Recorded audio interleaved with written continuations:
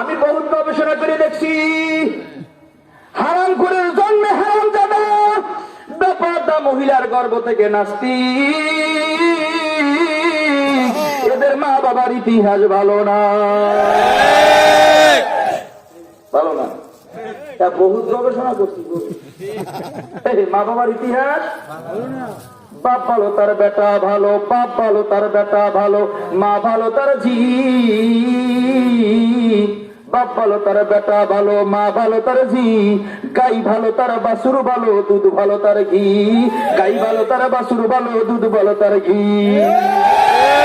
যদি ভালো হয় ঘি অনেক বের হয়, আর দুধের মধ্যে যদি দেখে 10 কেজি দুধের মধ্যে 5 কেজি পানি, সারাদিন টানবেন, খারাপ খারাপ খারাপ খারাপ কামাই গেল। বাপ ভালো হইলে পোলা ভালো হয়, মা ভালো হইলে কি ভালো হয়। আল্লাহ আমাদেরকে হেফাজত করেন, আমিন। আল্লাহ। তবে হ্যাঁ শোনেন, আমার উস্তাদ বলতে এইভাবে, আমাদের সন্তান কেন কথা শোনে না, এর 1 নম্বর কারণ হইল আমার জীবনে ঢুকছে হারাম। কি ঢুকছে? হারাম। বাবা কেউ রাগ করিয়েন না, আপনাদের এখানে কেউ আছেন কিনা আমি জানি না। বাজান রে,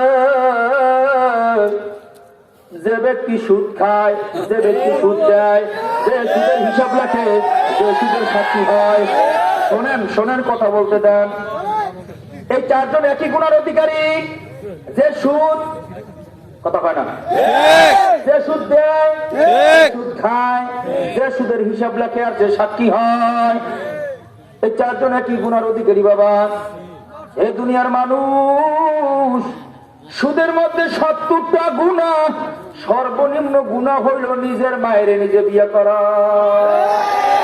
বাবা নিজে এই করছে কাম বাবা,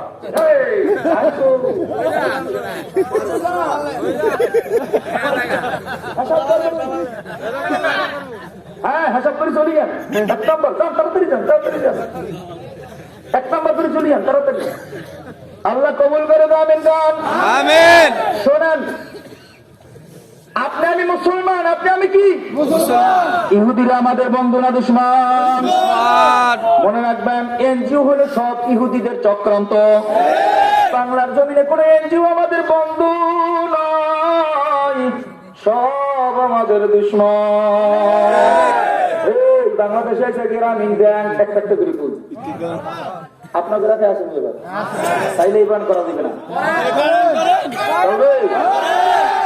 তাইলে কই। এই শোনেন, গ্রামীণ ব্যাংক কি কৌশল নিয়েছি দেখেন। আজ থেকে 15 বছর আগেও এই দেশের মানুষ ঘুষ চেনত না। আজ থেকে মনে হয় 2 যুগ আগেও এই দেশের কোন ঘুষে চাকরি হইতো না, কথা হয় না? আমাদের ছোটবেলার কথা বলতেছি, একেবারে ছোটবেলা। আমার এক চাচা, কাকা কাকা খানা খাইতেছে, ওই অবস্থায় সেনাবাহিনীর অফিসাররা তারা ধরে বাড়ি নামাইছে, তোমার সেনাবাহিনীতে চাকরি হইবে, তুমি চলো।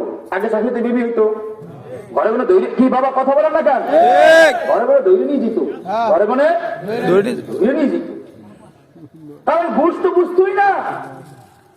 তো আমার যে দাদা ছিল, দাদা চাচাতো দাদা, সে যাইয়া ওই সেনাবাহিনীর অফিসারকে জড়াই ধরছে, বাবা আমার একটাই ছেলে, জায়গা জমির অভাব নাই, আমার সরকারি চাকরি লাগবে না, দিয়ে যাবে। আমার চাচা বলছিল, ওই দিন তো বুঝি নাই, যাই নাই, গেলে তো আজকের আমার রাজকপাল হইতো। তবে ওই জমানার মানুষগুলা ঘুষ চেনত না। আসলো বাংলাদেশে গ্রামীণ ব্যাংক, কি আইছে? গ্রামীণ ব্যাংক টাকার বস্তা নিয়ে আইছে। কয় কিরে যুবক কান্দোস কেন? কয় কাঁদি তো, আমার চাকরি হয় না। কেন হয় না? কয় কিছু টাকা দরকার। তাই আয়, আমি তো টাকার বস্তা নিয়ে আইছি, এখান থেকে কিছু সুদ নে, সুদ নিয়ে ঘুষ দে। কথা কয় না, কথা কয় না, কি নেবা কি নেবা? ওমা গ্রামীণ ব্যাংক বুঝে আমার হাতিয়ে দেয় কেন? গ্রামীণ ব্যাংক হাতিয়ে দেয় রে, কি দেয় কি দেয় কি দেয় কি দেয়? আমার থেকে সুদ নিয়ে তুই ঘুষ দে, কারণ সুদে নিয়ে ঘুষ দিবি গোটা জিন্দিগির কামার মধ্যে বরবাদ। এ দুনিয়ার মানুষ দিল সুদ, নিল সুদ, দিল ঘুষ, এরপরে কি কয় সপ্তাহে সপ্তাহে কিস্তি দিবি, কিস্তি। কথা কয় না, কারণ ওদের গবেষণা ছিল কোন পুরুষের মধ্যে যদি হারাম ঢুকানো যায়, পুরুষটা হবে হারামখোর, হারামখোরের জন্ম থেকে যা তৈরি হবে সব হবে হারামজাদা।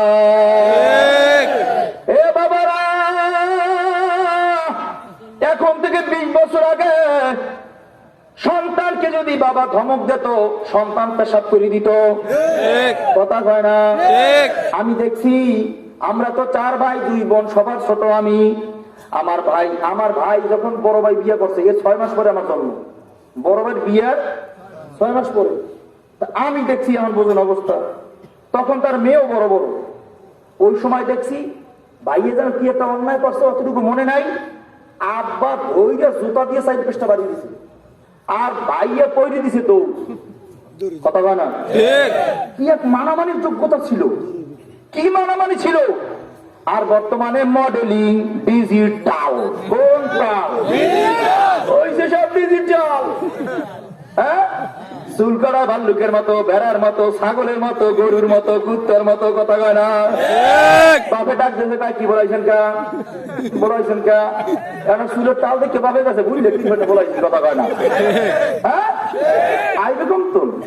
তেঁতুল গাছ লাগাই কি মিষ্টি আঙ্গুরের আশা করা যায়নি?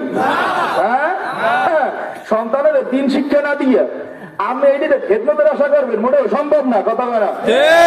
সেটা কি সরোয়াতে অজগর, সরোয়া কি আসছে তেরে, মানে ফসফস তেরে, মানে কি? এই জন্য এইটা বড় হইয়া যত বড় ডিগ্রিদারি হয়, মুরব্বীদের সঙ্গে ফসফস করে। আর মা বাবার বিয়া কেনা পড়াইছে খবর নাই, আর মুসলমানের সময় কলমা কেনা পড়াইছে খবর নাই। প্রতিদিন 5 ওয়াক্ত নামাজে কে ওর জন্য দোয়া করে খবর নাই, কয় আড্ডাই কি দিন, কথা বলে না? কত বড় সন্ত্রাসী কথা। হ্যাঁ, একজন আইনের লোক এই কথা বলতে পারে? তাহলে বোঝা গেল এই দেশে সন্ত্রাসীদের আখড়া তৈরি হইতেছে, যারা হবে রক্ষক তারা ভক্ষক হইতেছে। এখানে আওয়ামী লীগের লোক আছেন, বিএনপির লোক আছেন, জাতীয় পার্টির লোক আছেন, জামাতের লোক আছেন, ইসলামী আন্দোলনের লোক আছেন। আমি সবার দৃষ্টি আকর্ষণ করি, কথাটা বলবো। আইন হাতে নেওয়া কাকে বলে? আমি একজনে অন্যায় করছে, ধরেন চোর ধরা পড়ছে, চোর কি ধরা পড়ছে, আপনি পিড়িতে পারবেন না, এই আইন হাতে নেওয়া হইবে। আপনি কি করবেন? এরা সুন্দর করে ধরিয়া এক দুলে বাচ্চা দিয়েছেন, আর দুলে ভাইয়া এক হাওয়ারা করে ভিতরে রাখিয়া কিছু মাল পানি দিয়া পরদিন আবার পিছনে দরজাতে বাইর করে দিবে, কথা না? এইটা হালা দুলে সম্পর্ক, কথা না? আপনি পিটাইছেন কে? আইন হাতে নেছেন কে? এই যে বলে আমাদের আইন লঙ্ঘন হয়, আর এসপি কয় হাত ভাঙ্গে দিমু। আমি তো মনে করি বাংলার জমিনে গোটা দুনিয়ার বড় সন্ত্রাসী কর্মকাণ্ড এটা। কেমনে বলে প্রশাসনের লোক, কেমনে বলে হাত ভাঙ্গে দেবে? ঠিক। এই গণতন্ত্র রাজতন্ত্র বোঝেন? আমাদের দেশ কি গণতন্ত্র না রাজতন্ত্র? কথা হয় না? আমাদের দেশ কি গণতন্ত্র না রাজতন্ত্র? গণতন্ত্র আর রাজতন্ত্রের মধ্যে পার্থক্য হলো এই, রাজতন্ত্র যেখানে হবে, যেমন সৌদি আরব রাজতন্ত্র। সৌদি আরব কি রাজতন্ত্র? রাজতন্ত্রের বিধান হলো রাজা যে আইন করবে এটা জনগণ পালন করবে, সহযোগিতা করবে পুলিশ, সহযোগিতা করবে পুলিশ, প্রশাসন। ভালো করে শোনেন, যেটা হবে রাজতন্ত্র, রাজা আইন করবে, জনগণ পালন করবে, সহযোগিতা করবে প্রশাসন। যেটা হবে গণতন্ত্র, এই মানুষ জনগণ যা আইন করবে ওই আইন সরকার পালন করবে, আর এটাকে বাস্তবায়ন করবে প্রশাসন। এটার নাম গণতন্ত্র। ওই তোমরা আইন করবা আর এই আমাকে মানা লাগবে, চোরার ঘরের চোরা। এটা গণতান্ত্রিক দেশ, কথা হয় না? রাজতন্ত্র বানানোর চেষ্টা করিও না, রাজতন্ত্র বানানোর চেষ্টা করিও না। মনে রাখতে হবে পূর্বের ইতিহাস, আল্লাহ ফেরাউনকে ক্ষমতা দিছিলেন, থাকতে পারে নাই, অস্তিত্ব নাই। আল্লাহ হেফাজত করেন, আমিন বলেন। এই দেশটা হলো গণতন্ত্র।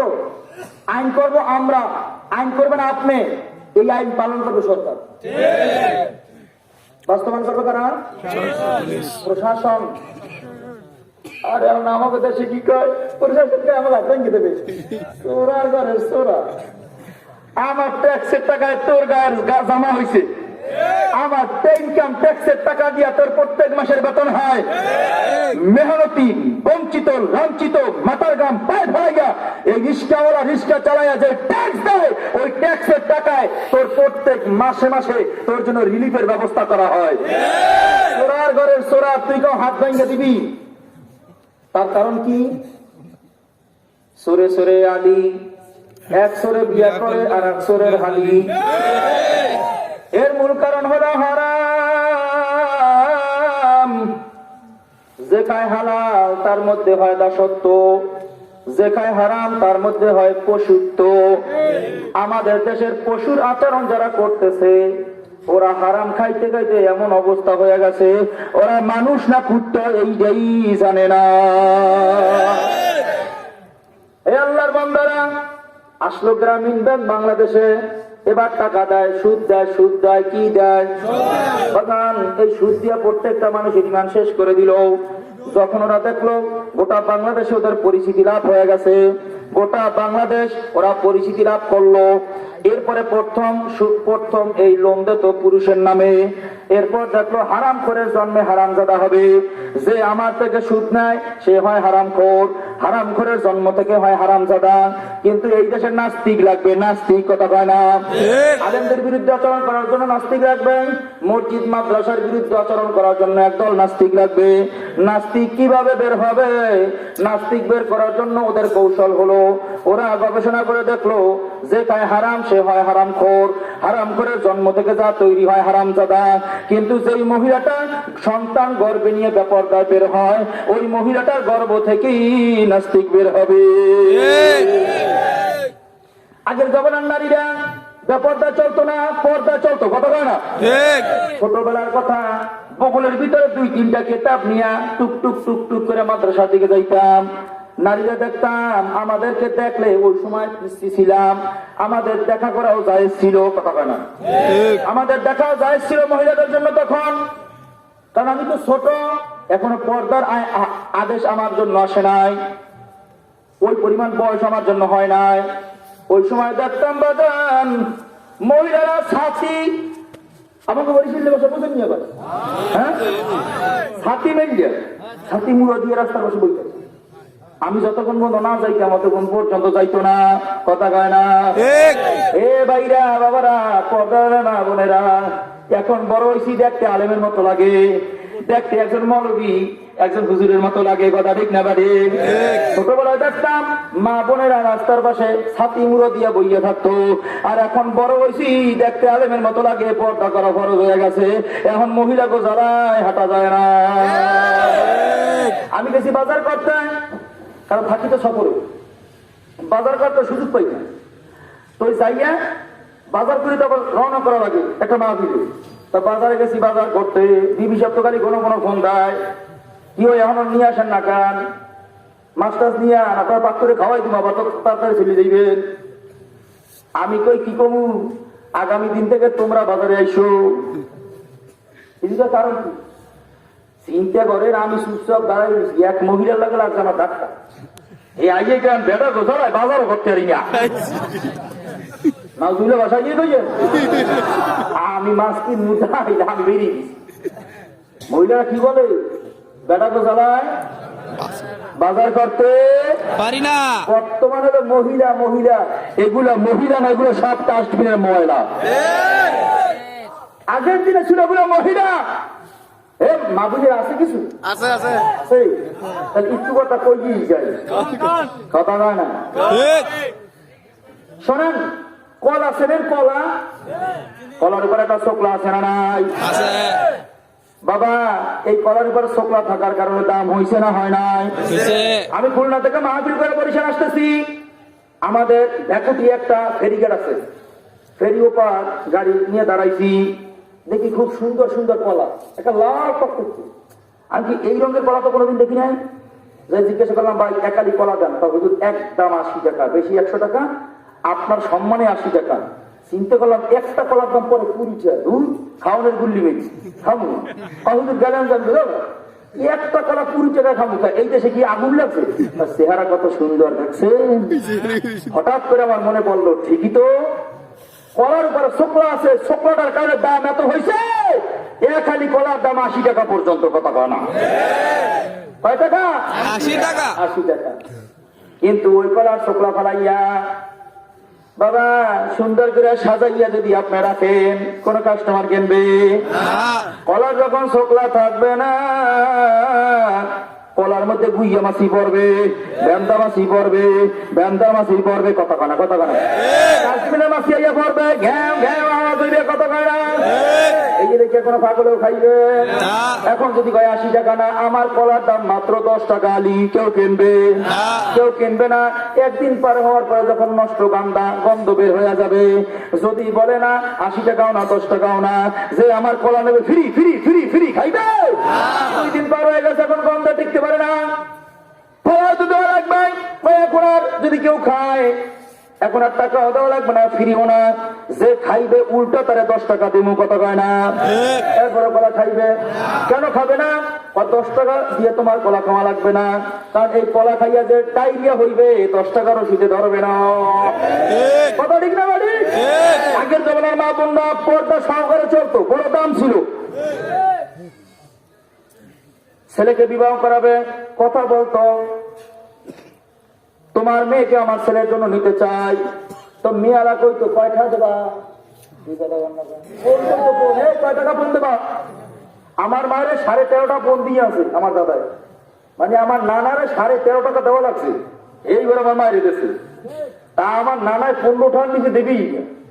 ওই তৎকালীন জমানার কথা কইতেছি, 15 টাকার নিচে বলছে না, আমি মেয়ে 15 টাকার নিচে দেবো না। তো দাদা তো ছিল একটু দরবেশ টাইপের, দাদা দিয়ে 13.5 টাকা ইয়া হাতে ধরাই দিয়া পায়, আমি বিয়াই ডাকলাম আপনারে, আমি বললাম আর বিয়াই দেন। আগের জমানার মানুষ কিন্তু খুব শক্ত ছিল এই ব্যাপারে। বিয়াই দেখছে না, বিয়ে যাইবে না, ঠিক আছে বিবাহ হইবে। কথা কয় না?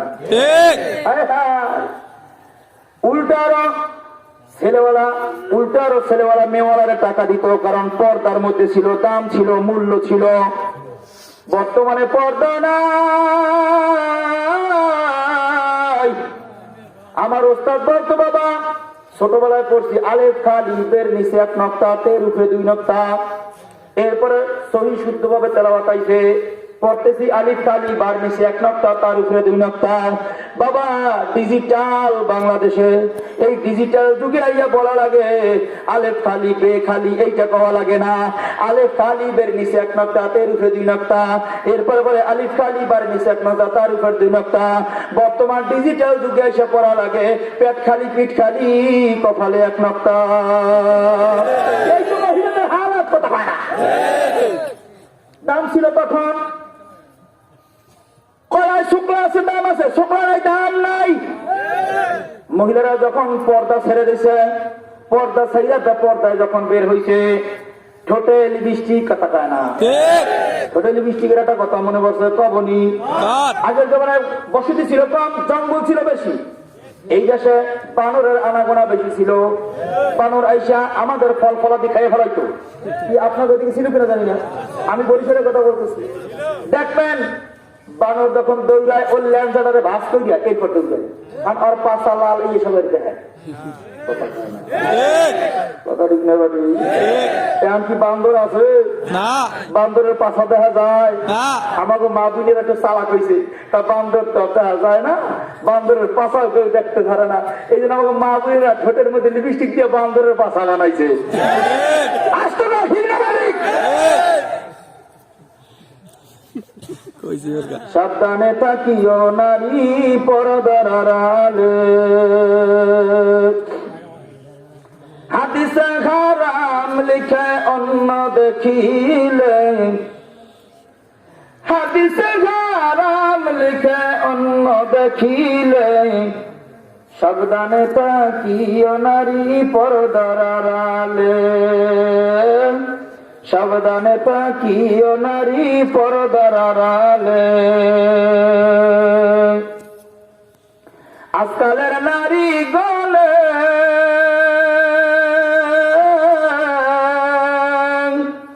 পর্দা ছাড়া চলে ফিরে, ভালো লাগে না তাদের মার্কেট টার্গেট না করলে ভালো লাগে না, তাদের পার্কে না গেলে তাদেরই স্থান হবে জাহান্নামেতে। বলো তাদেরই স্থান হবে জাহান্নামেতে।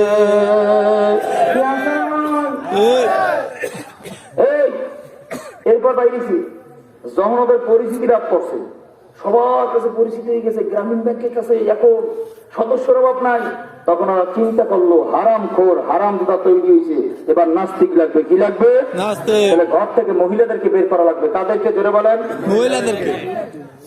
এই মহিলাদেরকে বের করার জন্য এরপর ওরা লোন দেয় মহিলার নামে। তার নামে? মহিলার নামে। বর্তমানে লোন দেয় কার নামে? টাকা জমাই করে পুরুষে, টাকা দেয় পুরুষে, মহিলার নামে দেওয়ার যুক্তিটা কি? তার মানে মহিলাকে ঘরে রাখা যাইবে না।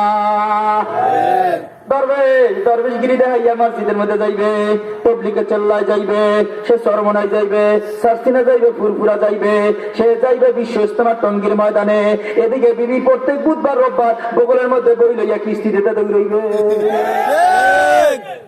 বোঝা চক্রান্ত, গভীর চক্রান্ত দুইটা। তবে মনে রাখতে হবে, যাদের ঘরের মধ্যে এনজিও ঢুকছে, টাকাইতে টাকাইতে এই জায়গায় টাক না টেমা ভুলা টেমা বাড়াই হইবে, কিন্তু ইবাদত তো ভুলইবে না। বুঝেন তো আমার কথা? হারাম থেকে তওবা করতে হবে আগে। হারাম থেকে পারবো কি ইনশাআল্লাহ? হারাম থেকে তওবা করতে পারবো ইনশাআল্লাহ? আল্লাহ কবুল করো। জোরে কোন আমিন, আরো জোরে কোন আমিন। আল্লাহু আল্লাহ।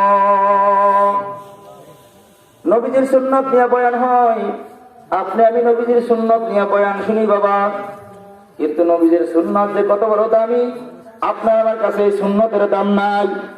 আজকের কিছু ঘটনা বলতে চাই, শুনবেন নি আপনারা? একটা দাম্পত্য জীবন শুরু হয় বিবাহ বন্ধন দিয়ে বাবা। বিবাহ বন্ধন শুরু হওয়ার সময় আমাদের ভিতরে আমরা যে বেদাত চালু করছি, যে গজব টাইকাছি, গজব কথা কয় না, অনেকে আমাকে বলছে হুজুর সন্তানেরা কথা শোনে না, অনেকে দোয়া চাইছে আমার কাছে এই স্টেজ যাওয়ার আগে। এই বয়ান আপনার জন্য শোনান, আপনার সন্তান কেন আপনার জন্য মোহাব্বত করে না? আমার তো যখন বাসায় যাই, আব্বা কোনটা পছন্দ করে, আম্মা কোনটা পছন্দ করে, এইটা কিনি আগে আগে যাই আম্মার সঙ্গে দেখা করি, আব্বার সঙ্গে দেখা করি। নিজের হাতে যখন আম্মার মুখের ভিতরে লোকমাটা উঠায় দেয়, চোখের পানি ছেড়ে দিয়া মাথায় হাত বুলায় কয় বাবা রে আর দোয়া লাগবে না বাবা, যত দোয়া জীবনে দিছি আল্লাহ তোরে কোনদিন অসহায় রাখবে না। এমন দোয়া প্রত্যেক সফর থেকে যাওয়ার পরে মা আমার জন্য করে, কারণ মা বাবার ছাড়া এখনো খানা খাই না, এখনো মা বাবার ছাড়া খানা খাই না। আর কয়দিন পর মাইয়ে বিয়ে দিব, এখনো মায়ের কাছে মাঝে মাঝে ঘুমাই। তো মায়ের তো শরম করে না? তুই মাইয়ে বিয়ে দিবি কয়দিন পর, তোর কাছে তুই আমার কাছে ঘুমাও, সে তো শরম করে না? আমি বলছি মা করে গোটা দুনিয়ার প্রেসিডেন্ট যদি আমি ইউনুসকে বানানো হয়, ওই প্রেসিডেন্ট হওয়ার ভিতরে যেই পরিমাণ শান্তি অনুভব না করি মা, মাথাটা যখনই তোমার বুকের সঙ্গে ঠেকাই দিয়ে একটু ঘুম যাই মা, মনে হয় যেন আমি গোটা দুনিয়ার প্রেসিডেন্টের চাইতেও বড়। বাবা এই চেয়ার এমনি এমনি পাই নাই, আমার মায়ের দোয়া। মোহতারাম হাজিরিন, দাম্পত্য জীবন শুরু হয়, একটা ছেলের বিবাহ করায় আর একটা মেয়ের বিবাহ দেয়। কিন্তু বাবা সুন্নত তরিকা কি আর আমরা করছি কি? সুন্নত তরিকা শুনে নেন। ফাতেমা জোহরা রাদিয়াল্লাহু তাআলা আনহার জন্য বিবাহ প্রস্তাব নিয়ে আসে। বড় বড় কোটিপতি শিল্পপতি, বড় বড় ধনী, বড় বড় অনেক উপরস্থ লোক বিবাহ প্রস্তাব নিয়ে আসে। নবী আমার হাও বলে না, নাও বলে না, নবী আমার চুপচাপ বসে আছে।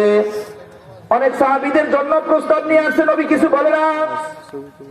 আবু বকর রাদিয়াল্লাহু তাআলা আনহু গিয়া আলী রাদিয়াল্লাহু তাআলা আনহুকে ডাক দেয়, আলী রে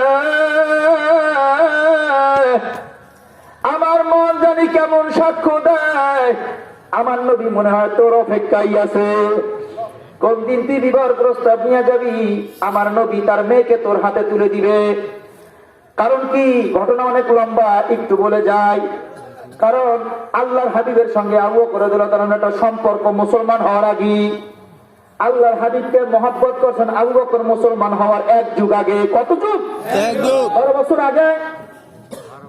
একজন পাদ্রীর কাছে গেছেন, পাদ্রীর কাছে যাওয়ার পরে পাদ্রী চেহারার দিকে তাকায় কয়, তুমি কোন বংশের লোক? আমি কুরাইশ বংশের লোক। আবু বকরকে দেখে কয়, তোমার নাম কি? তুমি কুরাইশ বংশের লোক। তোমার কপালের দিকে তাকাইয়া আমি তাওরাত কিতাবের সঙ্গে মিলায় দেখলাম, তোমার বংশ থেকে একজন পয়গম্বর আসবে, যিনি হবে রাহমাতুল লিল আলামিন। একজন নবী আসবে তোমাদের বংশে। আবু বকর, অনেক লম্বা ঘটনা, সময় পেলে শেষে বলবো। ওই দিন থেকে মহব্বত করছিল আবু বকর আমার নবীকে। নবী যেদিন প্রথম নবুয়তি পাইয়া ঘরের মধ্যে আসছেন, ঘটনা লম্বা, কম বেশি অনেকেই জানেন। ঘরের মধ্যে আসার পরে খাতুন আম্মা জান খাদিজা রাদিয়াল্লাহু তাআলা আনহা যখন কম্বল দিয়ে জড়াই ধরছেন, আল্লাহ ডাক দিয়ে কয়, খাদিজা রে, আল্লাহ আমাকে নবুয়তি দিয়েছে, আমি নবী, আমি সর্বপ্রথম কার কাছে দাওয়াত নিয়ে যাব? খাদিজা ডাক দিয়ে কয়, আমি একটা পরামর্শ দিতে পারি, আপনি মানবেন কিনা? বলে বলো। আমার মন সাক্ষী দেয়, আপনি সর্বপ্রথম দাওয়াতটা নিয়ে আবু বকরের কাছে যান। গোটা দুনিয়ার মানুষ যদি দাওয়াত ফিরাইয়া দেয়, আবু বকর ফিরাইবে না। মহব্বতটা এমন ছিল। যাইতেছে আবু বকর রাদিয়াল্লাহু তাআলার বাড়ির দিকে। আবু বকর রাদিয়াল্লাহু তাআলা শুনছে একজন নবী দাবি করছে। ওই পাদ্রীর কথা 12 বছর ধরে সে কল্পনা জল্পনা করতেছে। নবী কে দাবি করলো, নবী কেমন হবে, নবীর চেহারা কেমন হবে, ওই পাদ্রী সব বলে দিছে 12 বছর আগে। সুবহানাল্লাহ, কয় না? সুবহানাল্লাহ। হাতের অবস্থা এমন হবে, বলার অবস্থা এমন হবে, চোখের অবস্থা এমন হবে, কপালটা এমন হবে, নবীর মুখে হাসিটা এমন হবে, নবী দেখাটা, নবীর চেহারাটা এমন হবে। ওই দেখা অনুযায়ী সে রওনা করলো। কে আসবে দেখি, কে নবী দাবি করলো। নবী আমার যায় আবু বকরের দিকে, আবু বকর যায় নবীর দিকে, কেউ তো জানে না। ঘটনা লম্বা। প্রতিমধ্যে দেখা হইলো আবু বকর রাদিয়াল্লাহু তাআলার সঙ্গে। আবু বকর সালাম দিলেন, সালাম আনতে জিজ্ঞাসা করেন, কোথায় যান? আবু বকর বড় বুদ্ধিমতী ছিল, বুদ্ধি ছিল বেশি। মুস্কি হেসে দিয়া কয়, আপনি কই যান? কয় না, আমি আগে জিজ্ঞাসা করছি, আমার প্রশ্নের উত্তর আগে দেন। কয় না, বলেন না, আমি তো জিজ্ঞাসা করছি আপনি কই যান? আল্লাহ আবু বকর, আমি তো রওনা করছিলাম তোমার কাছে। কিসের জন্য? আল্লাহ ডাক দিয়া কয়, আবু বকর, আল্লাহ তো আমাকে নবুয়তি দিয়া দুনিয়ার জমিনের মধ্যে পাঠাইছেন। আল্লাহ আমাকে নবুয়তি দান করছেন, আমি নবী। আবু বকর ডাক দিয়া চেহারার দিকে তাকায় দেখে পাদ্রী যেই বিবরণ গুলো দিছে, পুরো বিবরণ নবীর চেহারায় দেখা যায়। আবু বকর গিয়া আল্লাহর হাবিবকে ধইরা বলে, নবী গো, গোটা দুনিয়ার মানুষ যদি আপনাকে নবী বইলা না মানে, আমি আবু বকর মাইনা নিলাম, আমাকে পড়ায় দেন লা ইলাহা ইল্লাল্লাহ মুহাম্মাদুর রাসূলুল্লাহ সাল্লাল্লাহু আলাইহি ওয়াসাল্লাম। তো যাই হোক, এখানে আরো অনেক ঘটনা ঘটছে। এই ঘটনা বলার উদ্দেশ্য না। আবু বকর ডাক দিয়ে কয়, আলী আমার মন সাক্ষী দেয়, নবী মনে হয় তোমার অপেক্ষায় বসে আছে। আলী রাদিয়াল্লাহু তাআলা আনহু চোখের পানি ছেড়ে দিয়া কয়, আল্লাহর নবী কি তার মেয়েকে আমার কাছে দিবে নাকি? কত কোটিপতি বড় লোকেরা প্রস্তাব দেয়, নবী রাজি হ্যাঁ না বলে না। আমি এমন গরিব, আল্লাহর নবীর ঘরে খানা পাকানো হইলে আমি আলীর পেটের মধ্যে কোন লোকমা যায়। আল্লাহর হাবিবের ঘরে যদি খানা না হয়, আমি আলী না খাইয়া মদিনার পাথরকে বুকের মধ্যে ঠেকাইয়া আমি আলী বুকের মধ্যে পেটের মধ্যে পাথর জড়াইয়া ঘুমাই। এমন একটা গরিব অসহায় মানুষের কাছে দিবে নাকি? এই দেখো না আল্লাহর হাবিব কি বলে। আল্লাহ হাবিবের দিকে দৌড় দিলেন, খুশি। কিসে দৌড় দিচ্ছেন? সালাম দিচ্ছেন, মুস্কি হেসে হেসে বলতেছেন, আল্লাহ ডাকতে পারে, কিছু বলবা? স্মরণ পাইছে কি বলে নবী? না, কিছু বলবো না। নবী ডাকতেছে, আলী চেহারা দিকে তাকায়, চেহারা বলতেছে, তুই যে কি বলবি আমার কাছে? বল না আলী, কি বলবি? কি বলবি বল? না না বলো কি বলবা, না হুজুর না বলো কি বলবা। আলী বলে না, আল্লাহ হাবিব ডাক দিয়া কয়, আলী রে তুই বুঝি আমার মেয়ে ফাতেমার বিয়ার প্রস্তাব নিয়ে আইছো? আলী রাদিয়াল্লাহু তাআলা আনহু চোখের পানি ছেড়ে দিয়া কয়, ইয়া রাসূলুল্লাহ ইয়া হাবিবাল্লাহ, আমি গরিব অসহায়, আমি একেবারে গরিব মানুষ, আমি বিবাহ করতে চাইলে কি আপনি আপনার মেয়ে আমার হাতে দিবেন নাকি? নবী আমার ডাক দেয়, আলী কত বড় লোকের প্রস্তাব আসছে, ধনীদের প্রস্তাব আসছে, আমি হ্যাঁও বলি না নাও বলি না রে আলী, আমি অপেক্ষায় ছিলাম কোন দিন তুই বিবাহ প্রস্তাব নিয়ে আসবি রে আলী, আর আমার মেয়েটাকে তোর হাতে তুলে দিব। আর আমরা বিবাহ করার সময় কি দেখি, পোলাটা বিবে পাস কিনা, পোলাটা ঠিক মতো খারাপ মরতে পারে কিনা, কথা কয় না, কথা কইেন ঠিক না বাড়ি, পোলাটা নামাজি কিনা আমরা তালাশ করি না, কোরআন তেলাওয়াত করতে জানি কিনা আমরা তালাশ করি না, দিন শরিয়ত মানে কিনা আমরা খবর রাখি না, আমরা দেখি এটা আইলে পাস বিলে পাস কিনা, এরা খারায় পেশাব করে কিনা, এটা সুদ ঘুষ ঠিক মতো খাইয়া এরা পাঁচতলার মালিক হইতে পারবে কিনা, কথা না। ইন্নামাল আমালু বিন্নিয়াত, আমলের প্রতিদান নিয়তের উপর নির্ভর করে, আমাদের নিয়তের মধ্যেই ভেজাল। আর পোলা বিয়া করানোর সময় আমরা দেখি কদুরাতির মতো দলায় ফক ফক কিনা, কদুরাতির মতো দলা ফক ফক কিনা, দেখতে খুব সুন্দর কিনা। এই বিয়ে করো না যারা, শোন যুবকদের জন্য বয়ান, মেয়ে এই চারটে জিনিস দেখবেন, কয়টা? একটা সুন্দরী, দিনদারি, মালদারি বংশ, এই চারটে জিনিস আল্লাহ হাবিব দেখতে বলছেন। সুন্দরী ধলা ধলা ফক ফক হইলে সুন্দরী হয় না, আল্লাহ রব্বুল আলামিন কালোর মধ্যে সুন্দর দান করছে। কারণ অনেকের স্ত্রী কালো হইলেও হয় গলার মালা, আর অনেকের জীবনে সুন্দর স্ত্রী হইছে জীবনের জ্বালা। এক গ্লাস পানি কে ঢেলে খেতে না, অনেকের আছে, অনেকের আছে, আছে না নাই? ভাত দাও কয় লইয়া খাও, পানি দাও কয় ডালিয়া খাও, কথা হয় না, কথা হয় না। অনেকের কালো হইলেও এমন গলার মালা হয়, নিজের জীবন দিতে জানে, স্বামীরে বলতে জানে না। এই বাইরে যায় কোনগুলো যায় তো ধরা দিলে কথা না, যেটা কালো হেটা চাইবি ঠিক, কারণ যেগুলো ধরা দিচ্ছে এগুলোর কপালে দুঃখের কোনো শেষ নাই। এই অনেক আছে, অনেক ঠিক কইলেও ঠিক না কইলেও ঠিক, সারাদিন অফিস থেকে আইয়া নিজের হাতে রুটি বেড়াই খায়, আসতে খায়। মুরব্বী এসে দোয়া চাইছে, হুজুর দোয়া করেন, কি হয়েছে? গতকালকে রাইতে আমের ভাবি ছাস মারছে, হুজুর কইতে পারি না, এই শরমের কথা কওয়া যায়? আমি তো যৌতুক আনছিলেন কত, কারণ শুইছে শোয়ার সময় দেখে খাটটাও বাবার বাড়ি, ঘরের ভিতর যে গ্লাসে পানি খায় গ্লাসটাও বাবার বাড়ি, যে কাপে চা খায় চার কাপটাও বাবার বাড়ি, টেলিভিশনের দিকে চায় টেলিভিশনটাও বাবার বাড়ি, কথা খায় না, সব দেয় বাবার বাড়ি, ক্ষমতা তো আমার বেশি থাকে। এই যৌতুক নেবা, যৌতুক নেবা, ভালো করে নিও, বুঝছে নিও, আল্লাহ মাফ করুক, আমিন বল। যাই হোক, কথা অনেক লম্বা হয়ে দিতেছে, শোনেন এইবার বিবাহ, শোনেন শোনেন শোনেন শোনেন শোনেন, আমাদের সন্তানেরা কেন আমাদের কথা শোনেন, আমি আগেই বলছি বাংলা বয়ান এলোমেলো কিছু বয়ান কই দিই। এবার কি করে শুনছে উমুকের একটা মেয়ে ভালো আছে, খুব সুন্দর, দেখতে যায় কেনা, চাচাতো ভাই, মামাতো ভাই, বোনাই, তাওতো ভাই, খালাতো ভাই, জেঠাতো ভাই, বন্ধু বান্ধব, কথা জানা, হ্যাঁ বান্ধব, ও বান্ধব, এই বান্ধবের পরের ইতিহাস বলবো, মনে রাখবে না, আল্লাহ মাফ করুক, আমিন কর। জায়েজ আছে এগুলো? এই মাইয়ের এই 15 জন খাইয়েছো, জায়েজ আছে?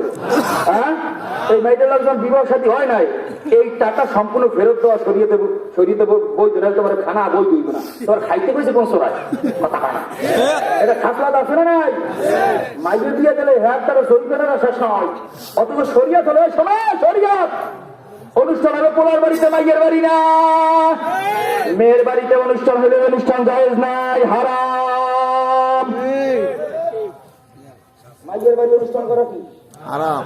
আর আমরা মাইয়ারা কি কই বেয়াই কিছু লাগবে না 70 জন আসবো কথা হয় তুমি খানা খাও নাই বাবা তুমি মনে হয় জাহান্নামের আগুন খাইছো কারে বুঝাই কিভাবে বুঝাই বাবা তো যাই হোক দেখছে কি করছে হারাম হারাম দিয়ে শুরু হয়েছে বিয়ে করাইলে বলা দেখতে যায় বাবা এই যুবক তোর জন্য পায়ান আবার অনেক বোকা মাটা ছেলে আছে কয় আব্বাই যেটা চলছে হেল্পেল বলবে কথা কয় এই তোর বাবা দিয়ে আমি 60 বছর আগে হ্যাঁ চোখা তোর চোখে জীবনে যায় না তুমি দেখতে তোর চোখ নষ্ট হয়ে গেছে কথা হ্যাঁ তোর বাবা যদি পার্টি গিয়ে কোনো মাইয়ে লাগে ঘরছে জীবন তুই তো ঘরতে ঘরতে 10 জন ভুল হয়েছে কথা হয় না তোর বাপের সারো করবে তোর বাপে তো জানে 60 বছর আগের ইতিহাস তুই যে মডেলিং ডিজিটাল হয়েছে তোর বাপে জানে না এই জন্য মেয়ে ডাকবে ছেলে মেয়ে ডাকবে কে একমাত্র ছেলে ডাকবে বাপেও না যেই বাপেরা দেখছেন মাইয়া কবিরে গুলো হয়েছে জাহান্নাম জাহান্নাম কোন নাম জোরে কন আল্লাহ হেফাজত করেন আমিন কন যাই হোক এরপরে দেখা শোনা মনে করেন টুকটাক হয়ে গেছে এবার বিবাহ হইবে কি হইবে বিবাহ এবার কাবিন নিয়ে টানাটানি আমাদের দেশে ঈদ কোরবানিতে কোরবানির সময় অস্ট্রেলিয়ার গরু বাজারে উঠায় মালিকের দ্বারা জিজ্ঞাসা করে গরু খুব ভালো দাম কত কয় 2,80,000 কয় লাখ 2,80,000 কিনতে যায় কয় না পছন্দ হয় না কয় লাখ দেবেন কয় 1 লাখ কথা খানা আর একটু বাড়েন কয় দিব 20,000 না হইবে না অস্ট্রেলিয়ার গরু দেখতে খুব ভালো খাওয়াইছি অনেক টাকা খরচ হয়েছে এটার খৈপুটা খাওয়াইছি তাই নেন 1.5 লাখ নেন না তাতেও হবে না দেন 2.5 লাখ দেন কথা কানা কথা 2.5 লাখ দেন তখন মাঝখানে একজন মধ্যস্থ করে 1.5 লাখ না 2.5 লাখ না দিব 2 লাখ এই আসতে করে বয়ান করবো না জোরে পাও আমাদের দেশে মাইয়া বিয়া দেয় মনে অস্ট্রেলিয়ার গরু গেছে কথা বল না হ্যাঁ মাইয়া বিয়ে দেবো কাবিন 5 লাখ ইন্নামাল আমালু বিন্নিয়াত মাইয়ার মধ্যে নিয়ে যদি মাইয়ারে সাইকিয়া দেয় 5 লাখের নিচে হইবে না কারণ অস্ট্রেলিয়ার গরু পোলার মধ্যে যদি সম্পর্ক না থাকে যদি সরাসরি হয় কাবিন হইবে 2 লাখ কথা কয় না ওলা হয়েছে কি এই বোলা কি আমার অনেক আগে বয়ান আইছেন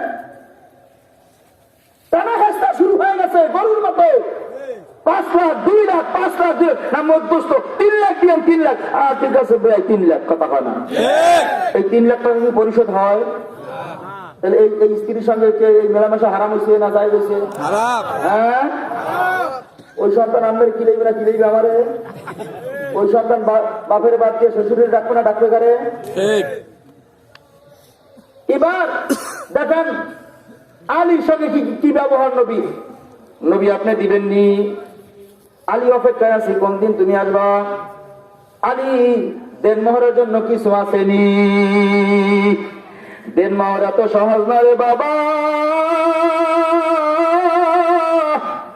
তওবা নসুয়া করার পরে জীবনের সব গুনাহ মাফ কেউ যদি তওবা করে খানায় কাবাজে তওবা করছে তওবা নসুয়া আর কোনো গুনাহ করে নাই তার জীবনের সব গুনাহ মাফ কিন্তু 2টা গুনাহ কোনোদিন মাফ হবে না এই দুনিয়ার মানুষ তওবা করলে 2টা গুনাহ থেকে যায় এক নম্বরে হলো পাও ধরলে একটা জিনিস ক্ষমা হয় না আর একটা জিনিস তওবা করলেও মাফ হয় না এর ভিতরে একটা হলো তুমি তওবা করছো তওবা নসুয়া জীবনের সব গুনাহ মাফ কিন্তু 2টা হক কোনোদিন মাফ হবে না একটা হলো হকুল ইবাদ আর একটা হকুন নাস মানুষের সঙ্গে যেটা করছো বাবা তুমি মানুষের সঙ্গে কার সঙ্গে বাবা মারা যাওয়ার পরে বাবা যত সম্পদ 4 ভাই সমান সমান বন্টন করিয়া ভাগ করিয়া নেয় 2টা বোন আছে একটা বোনের উদয়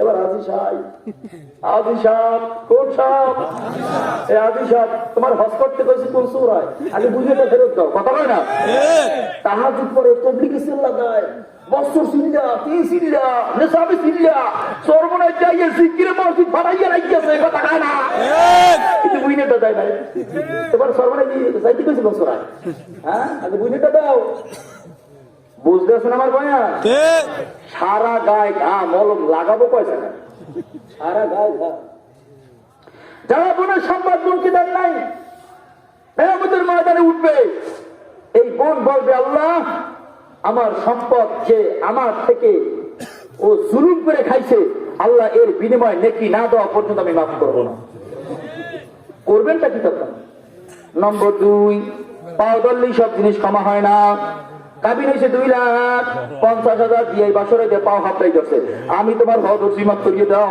আর ধর্মূল কথা এটাই তো চলে যাচ্ছে হ্যাঁ এটাই তো চলে তোমার পাও ধরতে কইছি কেটা বিবাহ সমাপ্ত না হলে তোমার বিবাহ করতে যাইছ নি তুমি করবা কি রোজা রাখবা খালি রোজা রাখবা যতদিন সমর্থ না হবে দেনমোহর পরিশোধ করার মতো সমর্থ যতদিন না হবে অতদিন রোজা রাখবা কথা কয় না যাই হোক এইবার মনে করেন বিবাহ সাথে শুরু হয়েছে বিবাহ সাথে শুরু তো হয়ে গেল মনে করেন টানা হাসা গরুর মতো বাসা কিনা হয়েছে যাই হোক এরপরে বিবাহ হয়েছে বিবাহ হওয়ার পর বড় বড় মানুষের মতো লম্বা লম্বা দেখছে কথা কয় না 3 দিন আগে হইতে বাজায় মানে ফেরেশতারা দিয়ে শুনছে আইবি এলাকায় এই যে রাস্তা থাকে না কথা দোলের বাড়ি চড়ে এই নারায়ণগঞ্জ পার করে মুন্সিগঞ্জের নদীর উপর দিয়েছি ফেরেশতা কথা কয় না বলাই যাচ্ছে সব শয়তান কথা কয় না কথা কয় না হ্যাঁ আছে কি আমার বোধ আছে কি এরপরে এই অনুষ্ঠান পাতে গান বাদ্য হয় দাওয়াত করে কাঠ দেবে বইয়ে বইয়ে রাইতে 10 সদস্য বিশিষ্ট কমিটি গঠন করিয়া নাম লেখা ওনার লেখা ওনার নাম লেখা উনি 500 দেবে ওনার নাম লেখা উনি 2,000 টাকা দেবে কথা কয় না সবাই যে বছরে একদিন ঘরের ঝুলি আগে কিছুই হয়েছে তা খরচ হবে 2 লাখ কালেকশন 3 লাখ হয় বুঝতে বুঝতে পারিস কথা কয় না কথা কয় না কথা কয় না কথা কয় না এরপরে খাওয়াইয়া সামনে একটা টেবিল আর চেয়ার দিয়ে বসে রাখে যাওয়ার সময় কিছু না দিয়ে যেতে না পারে কথা কয় না মোহতারাম হাজিরিন কথাগুলো অনেক পুরানো শুনতে অনেকের কাছে খারাপ লাগে এরপরে হাতে মেহেদি এরপরে আরো কত রকমের বেহায়াপনা চলে আল্লাহ এই জাতিকে হেফাজত করেন আমিন কান আমিন আল্লাহু আল্লাহ দেনমার জন্য কিছু আছে কয় না আপনার ঘরে খানা হইলে তো আমি খাই না হইলে আমি তো মদিনার পাথরটা পেটে লাগাইয়া ঘুমাই আল্লাহর হাবিব কয় কি আছে তোমার কাছে কয় ঢাল আর একটা তলোয়ার আর আছে ঘোড়া 3টে জিনিস সম্বল আছে গো নবী আপনি যদি বলেন ঢাল তলোয়ার ঘোড়া বিক্রি কইরা দেনমোহরের টাকা আমি পরিশোধ করতে পারবো আল্লাহর হাবিব কয় আলী জিহাদ যুদ্ধ এখনো শেষ হয় নাই তলোয়ার বিক্রি করা যাবে না ঘোড়া বিক্রি করা যাবে না ঢালটা বিক্রি করে দিয়ে আসো দেখো ঢাল বিক্রি করে যেই টাকা হয় ওই পরিমাণ টাকা নিয়ে আসো আমার মেয়ের যেই পরিমাণ টাকা হবে ওই টাকাটাই হবে তোমার জন্য দেনমোহর ওটাই মোহর বাইকে আমি তোমার সঙ্গে বিবাহ বন্ধনে আবদ্ধ করে দিব এ দুনিয়ার মানুষ আল্লাহ নবী ফরমান যেই জবানে আমি থাকবো না একটা সুন্নতকে যদি কেউ জিন্দা করতে পারে 100 গলা কাটা শহীদের নাকি আল্লাহ তাআলা মনোনয়ন দান করবে কই গেল আমাদের সুন্নত আল্লাহ নবী কি ব্যবহার করছেন বিবিদের সঙ্গে আমরা কি করি আল্লাহ নবী কখনো বিবিকে ধমক দেন নাই কখনো পিটান নাই আঘাত করেন নাই আল্লাহ নবী সাল্লাল্লাহু আলাইহি ওয়াসাল্লাম মাঝে মাঝে ক্লান্ত হইয়া রক্তমাখা অবস্থায় ভিতরে এসে বলতেন আয়েশা রে ঘরের মধ্যে কোনো খাবারের ব্যবস্থা আছে নাকি আম্মা জান এসে বলতো ইয়া রাসূলুল্লাহ ব্যবস্থা হইতেছে অপেক্ষা করেন তোমার হাতে কোনো কাজ আছে নাকি বলে আমি তরকারি করতেছি তরকারি রান্নার কাজে ব্যস্ত আল্লাহ নবী ডাক দিয়ে কয় আয়েশা রে ওই তরকারিটা আমার হাতেও কিছু দাও সহযোগিতা করে দে আল্লাহ নবীর সুন্নাত ছিল এটা ঘরের মধ্যে বিবি, এই বিবির সঙ্গে সম্পর্কটা হবে এমন, বিবির কাজে স্বামী সহযোগিতা করবে, স্বামীর আবার কাজে বিবি সহযোগিতা করবে। কেমনে? স্বামী কাপড়টা ময়লা হয়ে গেছে, বিবি ধৌত করে দিবে, সুন্দর করে পরিষ্কার করে তাকে শুকা দিয়ে দিবে। হে আমার ভাই, আমার মা বোনেরা, আল্লাহ নবীর কত সুন্দর নাটক ছিল, এগুলা মানতে পারলি তো কামিয়াব। হাকিমুল উম্মাত মুজাদ্দিদুল মিল্লাত শাহ আশরাফ আলী থানভী রাহমাতুল্লাহি আলাইহি ইতিহাস থেকে পাওয়া যায়, আশরাফ আলী থানভী রাহমাতুল্লাহি আলাইহি একদিন বিবিকে নিয়ে রওনা করছেন, জ্যোৎস্না রাত্রে, চাঁদনি রাত্রে যাইতেছেন। মুরিদের বাড়ি যায়, একটা মাঠ দিয়া পাড়ি দিয়া মুরিদের বাড়ি যাওয়া লাগে। মাঠ পাড়ি দিয়া উপাল যাবে, হঠাৎ করে ডাক দেখো, বিবি তুমি আর আমি, আমি আর তুমি, এখানে তো আর কেউ নাই, চলো না বিবি একটু দৌড় খেলা খেলি, তুমি আর আমি একটু দৌড় দেই। কত দূর হয়েছে, সামনে একটা গাছ দেখা যায়, চলো না গিয়ে দেখি গাছটা আগে কে ধরতে পারে, স্পর্শ করতে পারে। কিন্তু থানভী দৌড় দিলেন, স্ত্রীও দৌড় দিলেন, দৌড় দিয়ে যখন গেলেন স্ত্রীর সঙ্গে পারেন নাই, স্ত্রী আগে গিয়া গাছটা ধরছেন, গাছটা ধইরা পিছনের দিকে তাকাইয়া বীরদাঙ্গুল দেখাইছে। কোনটা বলেন না, কথা বলেন। বীরদাঙ্গুল দেখা যায়, পারে না দৌড়িতে। আবার বুড়ো বয়সে আইছে, বুড়ো বয়সে আইছে তো খেলা খেলতে, কিছু বলে নাই, চুপচাপ ছিলেন। আর আবার একদিন কিছুদিন পর আবার যাইতেছেন মুরিদের বাড়ি, ওই মুরিদের বাড়ি আবার যাইতেছেন। আবার থানভী বলতেছে, বিবি চলো না আজকের একটা দৌড় খেলা দেই। কি সেই দিন দৌড় খেলা দিলেন, হাসছেন, আবার কিছু দৌড় খেলা দিবেন? না বিবি চলো আজকের একটা দৌড় খেলা খেলি। দৌড় দিলেন স্বামী স্ত্রী দুইজন। বাবা মাঝে মাঝে স্বামী স্ত্রী একটু ঘুরতে বের হওয়া সুন্নাত, স্বামী স্ত্রীর সঙ্গে একটু মাঝে মাঝে মশকরা করবে, এটা সুন্নত। কিন্তু বাবা আপনি আমি যেই কাদায় ঘুরতে বের হই, এটা সুন্নত নয়, এটা গজব। মাঝে মাঝে ঘুরতে বের হওয়া সুন্নত।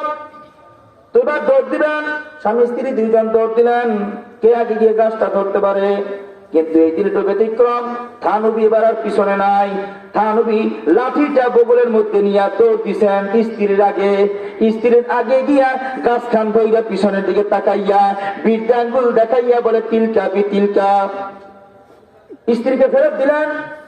ওই দিন বীরদাঙ্গুল দেখাইছিলা, আজকে তোমাকে বীরদাঙ্গুল দেখাইলাম, তিলকা বি তিলকা, তোমারটা তোমার ফেরত দিয়ে দিলাম।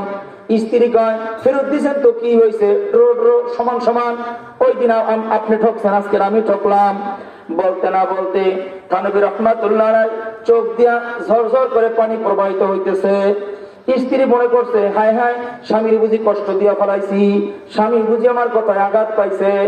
পা জড়াই ধরে বলতেছে, স্বামী গো আমি আপনাকে কষ্ট দেওয়ার জন্য কোনো কথা বলি নাই, কষ্ট যদি পেয়ে থাকেন আল্লাহর রাস্তা আমাকে মাফ করে দিবেন, আপনি কষ্ট পেয়েছেন। থানভী ডাক দিয়া কয়, না আমি কষ্ট পাই না রে বিবি, কেন কান্দেন? আমি নবীর সিরাত পড়ে দেখছি, আল্লাহর হাবিব একদিন আম্মা জানকে নিয়ে দৌড় খেলা খেলছিলেন। প্রথম দিন আম্মা জান জিতছিলেন, নবী আমার হাসছিলেন। আবার একদিন দৌড় খেলা খেলছিলেন, ওই দিন আমার নবী জিতছিলেন, আম্মা জান হাসছিলেন। নবী আমার আম্মা জানের দিকে তাকাইয়া বলছিলেন, তিলকা বি তিলকা। বিবিরে আজকের দৌড় খেলা দিয়া তোমাকে তিলকা বি তিলকা বললাম, কারণ কিয়ামতের ময়দানে এমন কোন নেক আমল আমি পাই না যেই নেক আমল দিয়ে আমি নাজাত পাইতে পারি। আমার মাওলা যদি জিজ্ঞাসা করে, থানভী আমার জন্য কি নিয়ে আসো, আমি বলবো, ইয়া আল্লাহ তোমার নবীর একটা সুন্নাত আমি আমার বিবির সঙ্গে চিন্তা করছিলাম, কোন আমল যদি পছন্দনীয় না হয় ওই সুন্নতের আমলে আমার জীবনের গুনাহগুলো মাফ করে দাও। আরো জোরে বল না সুবহানাল্লাহ। এটা ছিল নবীর আদর্শ। পারবো না, এগুলো মানতে পারবো না ইনশাআল্লাহ। কি পারবো নি? পারবো ইনশাআল্লাহ। আল্লাহু আল্লাহ।